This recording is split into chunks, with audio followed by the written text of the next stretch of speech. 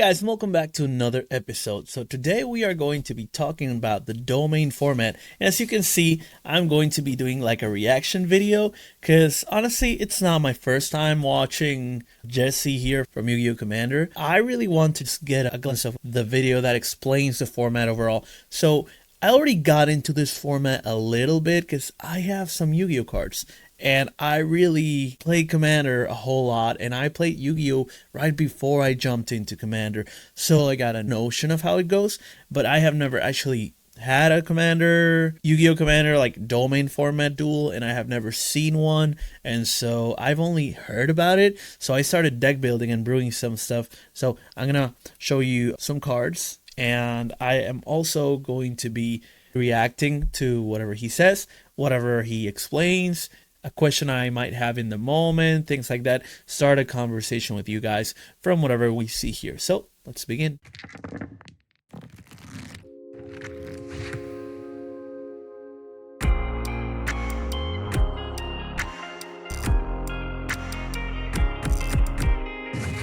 Look at this picture. Do you know what this is? Allow me to show you what I believe will soon be the most popular way to play Yu-Gi-Oh! Casually. It's called domain format. At its core, domain format is a way to play 4-player free-for-all games with a 60-card singleton deck that has a deckmaster at the helm. Something I have to address first is that we don't use the Konami deckmaster rules. If you know anything about them, you'll know just as well as I do. No clue about deckmaster. Leave no room for counterplay and actually discourage you from playing your deckmaster. So domain format went back to the drawing board, and this is what they came up with. Your deck will need to be 6 cards, no more, no less. There's a 15-card extra deck as usual, and on top of that, you'll need to pick a deckmaster. It's going to start outside the game in the deckmaster zone. All cards are limited to.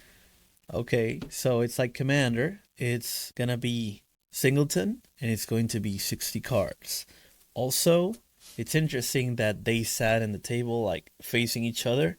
So on Commander tables, a lot of times you have a standard table where you have 2 versus 2, and it's not necessarily that they are 2 versus 2, but I wonder if the columns affect whenever you're playing like cross versus 2 versus 2, like tables on LGS tend to be set up. So let's see what else. I get a Pot of Greed at 1 here, which is a very broken card, so I guess there's a ban list. 1 per deck. It's all singleton, no duplicates. And currently there are no cards on the forbidden deckmaster list. No ban list. Okay. Picking your deckmaster is really important, and you can pick any monster as your deckmaster. Doesn't matter if it's a main deck monster or an extra deck monster. But you have to keep in mind that while your deckmaster is in the deckmaster zone, it has no abilities except the ones that have to do with any continuous or inherent summoning. What? Wait, what? Is in the deckmaster zone. It has no abilities except the ones that have to do with any continuous or inherent summoning conditions. Also the continuous or inherent summoning let's go back on that. But you have to keep in mind that while your deckmaster is in the deckmaster zone, it has no abilities except the ones that have to do with any continuous or inherent summoning conditions. Also, the only way to summon your deckmaster so like if it's in the command zone, it's not a card in the field yet. So it has no effect just because it's in the command zone, which would be the deckmaster. My bad. I'm gonna mix around the terminology because I'm used to Commander, so I'm reading Yu-Gi-Oh! Commander. That's what I got in my mind. Commander, right? Okay, so you can have also anything. So Pendulum, you can have Xyz, Synchro, you can have, I don't know about Ritual. I haven't done a Ritual deck yet, but it'd be cool because I've actually heard conspiracy videos about, or theory videos, right? Not conspiracy. About how Ritual was supposed to be an extra deck mechanic. And that's pretty cool. I am very much a fan of that. It'd be really cool if they just made the extra deck bigger and have those be in. That'd be super amazing. But anyways, yeah. So any kind of card that's a monster can be your commander, so to speak. Summon it. I'll explain a little bit more. So let's start with main deck monsters. Unless you have to properly summon it though. Normal summon it, tribute summon it, set it face down, ritual summon it. You can even. Okay, so basically, it doesn't mean that it's out of the extra deck if it's an extra deck monster in the deckmaster zone. If a synchro is 8 stars, you can't just tribute 2 monsters because it's 8 stars. It's not like a card in hand. It's a card that would be summonable. Pendulum summon it as long as you have the correct scales. Or if your deckmaster is a main deck pendulum monster, you can actually just activate it in the scale. And you can special summon it as long as it has a built-in inherent. So you can special summon. You can place? What? If you have a pendulum? That's interesting. And you can special summon it as long as it has a built-in inherent summon. Something like Cyber Dragon. Not to be confused with activated or trigger effects that end up summoning the monster. You can't activate any effects while the deckmaster is in the deckmaster zone. Okay, that makes sense. The tell between an inherent summon and an activated or trigger effect that ends up summoning the monster is an activated or trigger effect always has a colon or semicolon, whereas built-in summons don't because they don't start a chain. All right, well, what if your deckmaster is an extra deck monster? Well, you basically just summon it however it normally would be summoned. Fusion monster, it's got to be fusion summon. You're gonna have to activate a fusion spell or some sort of effect that allows you to do a fusion summon. You're gonna need materials, materials, and you're gonna have to send the materials from wherever the fusion effect says you can send it from. Same thing with the synchro monster. You got The card choice is amazing. Appropriate materials. If it's a link monster, you got to link summon it, sending the appropriate materials. Same thing with XYZ monsters. You got to XYZ summon it. It's pretty straightforward. You just have to properly summon your deck master always. The only special rule for extra deck masters is if you pick an extra deck pendulum monster as your deck master, you can't just activate it in the pendulum zone from the deck master zone. So if you pick something like King Z-Arc as your deck master, you would have to fusion summon him from the deck master zone. You can't just activate him in the pendulum scale. Also, when it comes to deck master, you can ignore any must be special summon from hand or extra deck clauses. All right, well, what happens if your deck master leaves the field? Except when it's summoned, if it would ever change zones, your deck master will enter the zone it is intended to be sent to. Game state will then be checked to see if any effects activate or starts chain. Once all chains are resolved and no players choose to add anything else to a new chain, the deck master owner must decide if they want to leave it in that zone it was sent to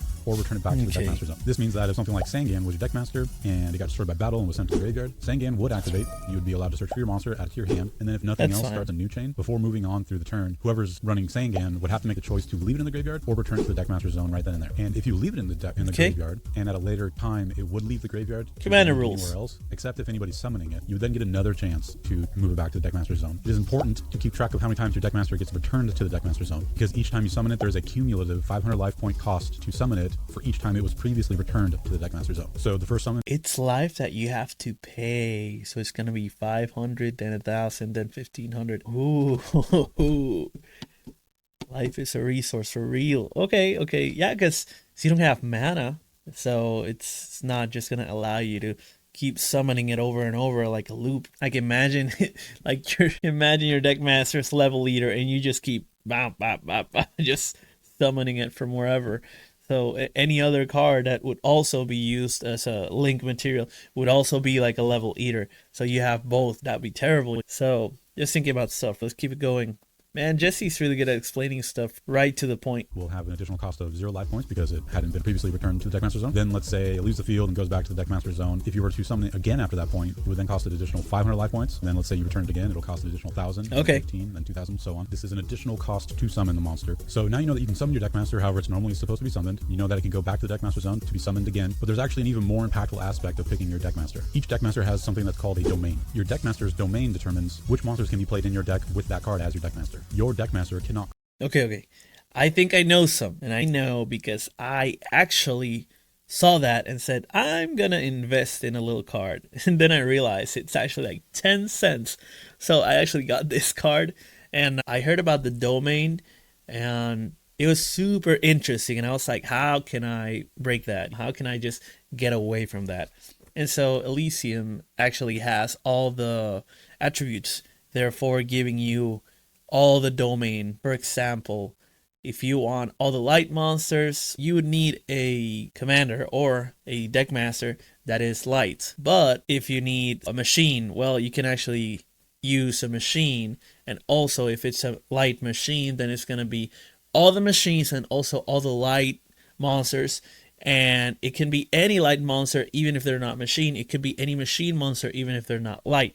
So instead of being commander identity, it's gonna open up different dimensions. And the cool part about it is that the oracle text is actually going to also open up those domain ways. So if you have something like a light card and a dark card, even if it's not helping one or the other, it still lets you play light and dark, and also that creature's monster type, and also I think there's other stuff. But if it were to say in the oracle text, it says something like you can have blah blah, also the archetypes are included. So that's what kind of drove me into this format. And I've seen some of this guy's videos, but I hadn't gone all in. So right now, just getting the instructions, it's actually a really cool thing. Let's see what else can be part of a domain, but I think that's pretty much it. Side of its domain. So how do we know what falls within a deckmaster's domain? Well, there's 4 steps to go through. You've got to check which attributes you have access to. Okay. You've got to check which monster types you have access to. You've got to check which archetypes you have access to. And then some deckmasters reference specific monsters. You got to check for that too. So for step 1, you got to look at your deckmaster's printed attribute, then check its text box for any other attributes that it mentions. You can play any monster that is any of the attributes that you discover this way. I'm going to use Chaos Sorcerer as an example. He is a dark monster and he references light monsters in his card text. This means if he was your deckmaster, you would have access to any dark monster and or any light monster. You don't have to pick one or the other. You can play both in the same deck. Step 2. I was thinking of something like Mrs. Radiant, something like Miss Starboy, or Starboy itself, even the old ones. It doesn't have to be extra deck monsters. And so that kind of thing, it opens those dimensions. So now you would have all the water and fire, or all the light and dark, or all the earth and wind, right? And in the same way, if you have something like the Doriados, which are 4, 5, even 6 elements, or 5-headed dragon, which is everything but light, well, you can play a non-light deck, and that's how you would actually choose that deck master. I'm trying not to say commander so hard. So in the case of Elysium, it's all of them. Therefore, it has the whole card pool as its domain. And because there's no ban list, then you can play whichever card. Just you lose your commander. You lose that. I said it. The deck master, which is going to be this guy. So if you can find some use to it, let's say you have Invoked, and you have Alistair, you have Magical Meltdown, you have Makaba, and this just happens to be your commander. And so whatever you find in your extra deck, you can play it, or you can even find a way to play this. Is this even hard to summon? I'm not sure. 1 Invoked and 1 monster that was special from summoned from the extra deck. That's actually really easy. But it says must first be fusion summoned with the above fusion materials. Then, it's super easy. While face up on the field, it is also everything, and once per turn you can target an invoked monster you control in the graveyard, banish it, and all monsters your opponent controls. Board wipe. Okay. Wow, I didn't even know how good this card was. I bought it without I bought it without reading it. That's the way it works for me in Final Fantasy 2, right? Let's buy them and see what they do, see where we put them. So yeah, this guy can be like a 5-color commander basically. So it's gonna be all 6 attributes, so it doesn't matter what kind of type, what kind of attribute, and what kind of anything that the card wants to do. You have everything. But you can also go thematic, so you can go like, hey, Trick Stars, right? You can do it with other monsters. You can go Lightsworn only, or you can go the cute route like Ghost Tricks. You can go stubborn route like Pendulums, or something even like Cleaford. And finally, you can just choose the utility route, which would be something like, oh, I want hand traps. Well, you can actually use that and then get all the hand traps in a certain attribute or in a certain type. Or you could do all of those and then just use this guy at the cost of not really using this commander, but instead using the rest of your deck freely. So it's a give or take. Doesn't mean it's any better or worse. But yeah, that's what I've been working on. I've had Yu-Gi-Oh cards almost all my life, so I've kept some of them. And when I heard this guy go like, oh, we're gonna be able to do this and that, I'm like, singleton with a leader on the format, and also it's like thematic and casual. Count me in. So yeah, I've been following this guy for a few months, but I don't really watch the duels. Honestly, I haven't been watching content because I've been focusing on making content so much. But every now and then you want to have fun and try something new. So we tried Dragon Balls. So it's a leader format, but I'm not a huge Dragon Ball guy. I really liked it whenever I read the manga for Dragon Ball Regular and Dragon Ball Z, and Super looks cool. I'll watch the anime someday, but just seeing this, it's like, whoa, Yu-Gi-Oh is like a great card pool that you could definitely delve into and find really awesome new interactions because of the little format rules, right? You don't have the amount of copies necessary, thanks to Singleton, to just loop stuff around and have a really small deck because it's not 40, 60, and that way you can just loop a lot of stuff because you only have 1 copy of each card, and you don't have all this redundancy because it's only like 13 cards 3 times. It's not what you're going to be playing. Instead, you get to play 60 unique cards, and they all get to see their turn shining in the spotlight, right? So that kind of thing is actually really cool. But let's keep watching because we still got half the video left. I find it very interesting though, so we are ready for any kind of thematic. 2 is determining which monster types you have access to, and it's very similar to step 1. You look at your deckmaster's printed monster type, then you check its text box for any references to any other monster types. Any monster types you find this way, you have access to within your deck. This time I'm going to use one of my favorites, Blue Dragon Summoner, as an example. With step 1, we can determine he's a wind monster and doesn't reference any other attributes, so we have access to all wind monsters. With step 2, we can determine that he is a spellcaster, and in his text box he references warriors and dragon monsters. This means we can play a monster that is a wind attribute or is a spellcaster, warrior, or dragon monster. And as long as the monster you're trying to play is one of those things, you're allowed to play it. Step 3 is for determining which archetypes you have access to. Very similar to step 1 and 2. You look at its printed name and you check its text box for any archetype references. Any archetype it is or references, you can also play. And real quick, an archetype is defined as a semi-official term that denotes a group of cards who share a name component, thereby allowing them to interact with cards and effects that specify cards with that name component. I'm going to use an example. Let's use Beat Bladesman for Hire. He is an Earth monster, doesn't mention any other attributes. He is a warrior and doesn't mention any other monster types. In his title, he mentions for hire, and also in his text, he mentions for hire. Since he is a for hire monster, you could play any for hire monster in your deck with him as your deck master. If you're ever confused about what constitutes an archetype, we actually have a resource in the Discord that lists. You can play anything Earth, warrior, and also for hires. Discord. And then step 4 is less common, but is still important. Is still part of a domain. Your monster mentions a specific monster by name. You can also play the monster in your domain deck. So using Incredible Ecclesia as an example, you could play any light monster, any spellcaster monster, any sword soul monster, since it mentions that archetype. And you can also play Fallen of Albaz because she mentions Fallen of Albaz by name in her text. And just so you know, spells and traps don't care about domains. It doesn't matter if the spell makes tokens or if it's a trap that becomes a monster. It doesn't matter what they say, you can run them. Also, divine attribute monsters can be played in any deck no matter who the deck master is. I've been killed by a Slifer. And with that, that's everything you know what constitutes a domain. But what about playing in multiplayer? It's actually not that hard. I played a ton of games, and there's actually only a couple things you really need to know in order to play a multiplayer game. Columns come up pretty often. In a 4-player game, all the players will be paired with somebody right in front of them. You and that player in front of you are going to have your columns aligned. You're going to share the 2 extra monster zones. You take one, the person in front of you gets the other. Your guys' link monsters are only going to point to each other's monsters. You and the... Okay, so the order doesn't matter. You're still going to be able to play no matter if it's a square table or a rectangular table. The order doesn't matter in terms of the columns. Now, things could change, but it's really interesting. Like the person that's next to you could go every other turn from you, or it could go like the next turn or the previous turn from you, depending on where you're sitting at. I wonder how much that dynamic could change it, but I like that you can do either or. The person in front of you, that is. Whereas the other pair will be paired up, their columns will align, their monsters will point to each other, and they will share 2 extra monster zones for themselves. If the player you're paired up with leaves the game, you just finish the game as if you have nobody in front of you as far as columns go. You also don't end up rearranging your orientation as players get eliminated. It's just too hard to figure out what happens if one extra deck monster is in the same extra deck monster zone. The first player to get out is player 4. This gives everybody a fair chance to set up a board before possibly getting attacked. Also, Yu-Gi-Oh cards are not exactly worded to keep multiplayer in mind, so there's a few general erratas that don't change the power level of cards or how they work, that just clarifies how they function in a multiplayer game. The first one is most cards that say neither player get changed to no player. Both players become all players. And then you need to keep some things in mind when activating cards and effects versus continuous effects. When you activate a card or effect that says your opponent, it gets changed to target opponent, an opponent, or that opponent player, depending on the card. For instance, Raigeki would target a player, whereas Dark Hole would destroy all monsters on the field because there's 4 players that constitute the field. It is also important to note that if a card has a requirement to be met in order to activate it, you have to target that player who met the requirement. So Mirror Force can only be used on the player who is attacking. And then with continuous effects, these effects are applied to each player possible. For instance, Skill Drain affects all monsters based upon the field. You don't target anyone, specifically because this is a continuous effect. And some effects can be applied to certain players. Example is Psychic End Punisher. If one player has less life points than you, Psychic End Punisher would be affected by those players' activated effects. And that's it. Those are the most common issues that come up with playing multiplayer. But if you ever need clarification, there are resources in the Discord. How There's interesting. Even a channel where you can ask rulings questions. And we also brew decks, talk about spoilers from a domain format perspective, and we play remote games and simulator games online. It's a wonderful community. I really suggest it. Oh, look this guy.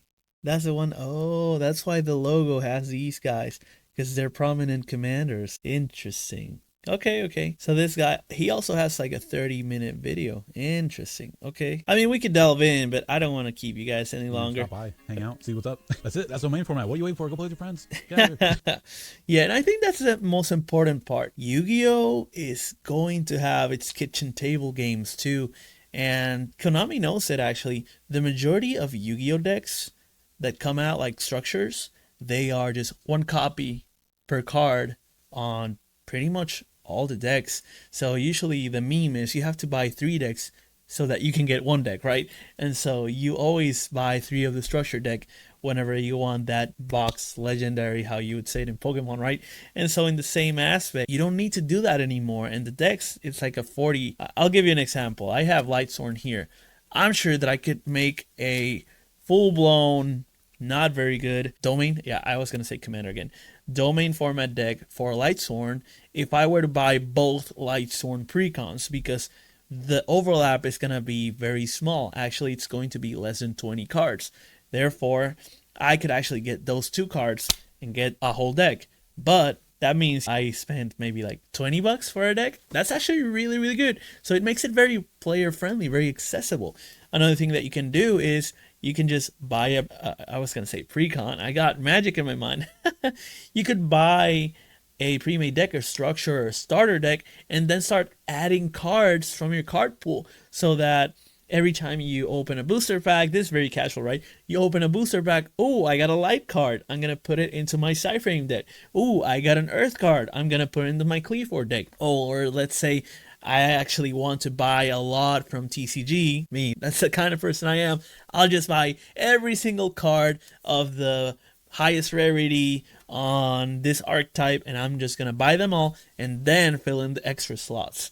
I can't promise anything, but I think that's what I'm actually gonna do, which is going to be buy a lot of little archetypes and then figure out how to build around them. Because I'm sure there's gonna be staples for this format too. I just don't know any of them. Like we saw Pot of Greed, we saw Skill Drain, and we also saw Dark Hole.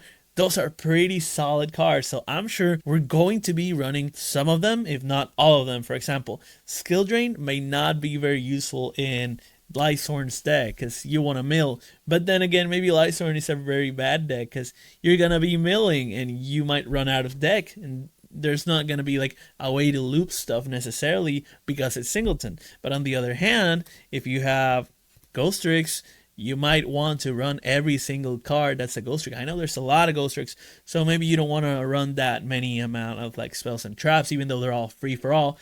On the other hand, you got Cleaver, you like Skill Drain, so you'll have a lot of vanillas that you can play for free because it's going to be a normal summon. Suddenly they become level 4, but with Skill Drain, they still retain their 2400 or 2800 attack points, right?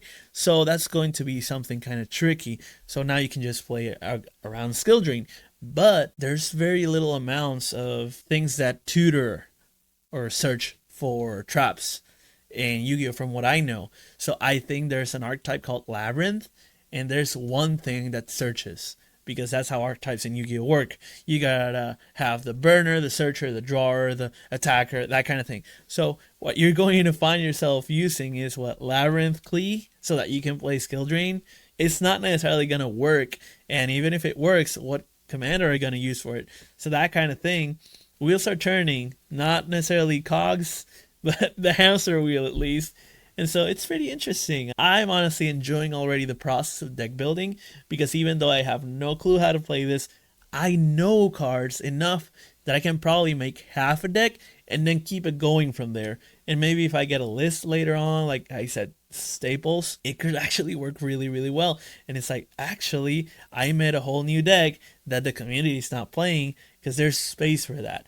The amount of decks that I've made that are fringe or combos that I've discovered on Commander, that there is no clue on the internet that that's how that works. Or I've actually found like 3 or 4 combos on my own. Now, I'm not the best Commander player ever, but there's such a vast amount of card pool that there's going to be a lot of space for finding out new stuff. So for me in Commander, even though there's been probably a decade or more of Commander planes constantly finding combos, there's still some left that you can uncover. Just like there are some that arise naturally whenever you get a new set that, hey, this new card came out and these 5 cards happen to work well with it. Well, on Domain, it's going to be the exact same thing. There's gonna be every 2 to 3 months a new set, and also there's a lot of depth in that card pool that you can just search and search and search for interactions that haven't been found out, specifically because there's usually only one format in Yu-Gi-Oh! And it's usually 3 cards, 3 copies per card instead of 1 copy, so no singleton. And also because it's usually very, very power crept. So Yu-Gi-Oh! Is suffering all the time, honestly, from like hand traps being half the deck, or maybe floodgates being so dominant in the metagame, and how the newest archetype is in conjunction with the ban list pushing product all the time to the players, and there's no choice that you can make. So that kind of thing is something that is always happening in card games, and in Yu-Gi-Oh! More so. I think Yu-Gi-Oh! Is the most power crept game so far, from what I've seen at least. I don't know much about Pokemon. I don't know anything about One Piece, which is new. So there you go, old game, new game. But the ones that I do know are pretty much the rest of them. I know why Schwartz doesn't have that much amount of power creep. I know a lot of these deck building games, they are very, very low on power creep. They actually have rotating ban lists that make for like a league that is months long, that These people are making products every year and a half probably. So whenever you have all these TCGs, the faster selling ones are going to be Yu-Gi-Oh, Magic, Pokemon, right? And so Yu-Gi-Oh of those three is by far the most power creep. And then you got the new Bandai ones. So those probably have power creep too. I'm sure they don't rival Yu-Gi-Oh just because of how fast-paced the game is. It's been a lot of years. It's been a lot of years. So One Piece is certainly not going to just fall into right around the power level that Yu-Gi-Oh is, much less just start power creeping very rapidly to the point that if you're not playing the newest set, you're out. And that no set has value outside of the current set or the most broken, most rare card. And it's also short printed. That kind of thing happens on Yu-Gi-Oh! A lot. But yeah, I think there's a lot of card pool and there's so many cheap cards. So these cards, for example, I don't know how much they are, but I'm sure I can make a whole Ghost Trick deck or a Side Frame deck. It depends on how much the Gammas are. Last time I saw Gamma was like $20, but I'm not up to date on Yu-Gi-Oh prices at all. But yeah, I really like whenever I made my Cleaford deck, whenever I made my Trickstar deck. Trickstar was actually meta, and meta meant the Trickstar deck probably cost about $200. However, Cleaford cost me about $15, and Ghost Tricks cost me about $20 for all of them. And it was like a play set of all of them. So now we are actually looking maybe at a third of that price, maybe even less because time has gone by. So if Ghost Tricks cost me like $30 for a playset, that would mean it would cost me $10. But then the staples come into play. I don't know how competitive Domain is. I don't know how popular it is. So that could also be a driving factor. We know by now that Commander has become one of the main driving forces for the market on non-modern cars, on non-standard cards. But Legacy, Pioneer, maybe those don't have such a pull as Commander. The amount of Commander only cards that are selling really, really well is a huge amount. So maybe Yu-Gi-Oh! Commander has this same situation, and he can even give us some videos on it, some tips and tricks, some list. Yeah, there's no ban list, so maybe a hints list would be great for us. But yeah, let me know what you think about this format. Do you think it's going to be a flop? Do you think it's going to be amazing? Do you think it's going to be worth our time? Maybe it's like super slow. Maybe there's no one to play with in your area. I know in my area there's no one to play with, but I'm sure we can get some virtual games going on. So let me know about that in the comments, as well as like, share, subscribe, and follow for more. But that's going to be it for this video. So I will see you in the next one. Peace out.